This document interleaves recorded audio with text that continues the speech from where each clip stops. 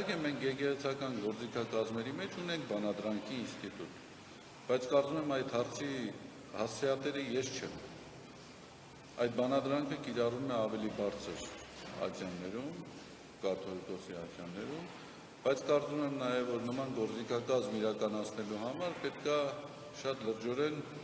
գնահատել, որովհետև հիմա մենք ունենք իրավիճակ, երբ Հովանավանքի քահանային կարգալուծենք արել, բայց քահանան իշխանությունների ուղիղ տեսանելի աջակցությամբ շարունակում է մնալ Հովանավանքում որպես պաշտոնավարող անձ։ Այսինքն, տեսեք, այո, ուժային կառույցները ոչ միայն, այլև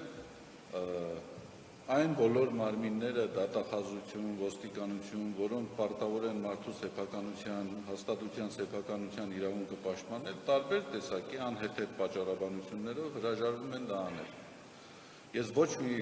պատճառաբանություն խելամիտ չեմ տեսնում, թե ինչպես է լինում, հակառակ նրան, որ մեր իրավաբանները դիմել են, որ այդ տարածքը ազատվի, բայց մինչև այս պահը այդ տարածքը ազատված չէ։ Ուրեմն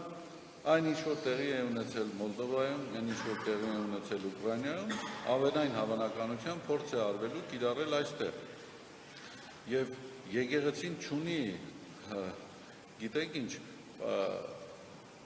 բացի խոսքից, բացի իր գործիքակազմերից, պաշտպանական ավելի զգալի մեխանիզմներ, նկատի ունեմ ուժային կառույցներ, որոնք հարկադրանք կիրառեն իր իրավունքները պաշտպանելու համար։ Անգամ ինքնապաշտպանություն կիրառելու համար կարող է մարդկանց ուղղակի տանեն կալանավորեն։ Հիմա դա այդ տարածքը մերն է։ Այդ տարածքի նկատմամբ մեր սեփականության իրավունքը պաշտպանելու ինչ միջոցների կարող ենք դիմել։ Կռիվ հրահարենք,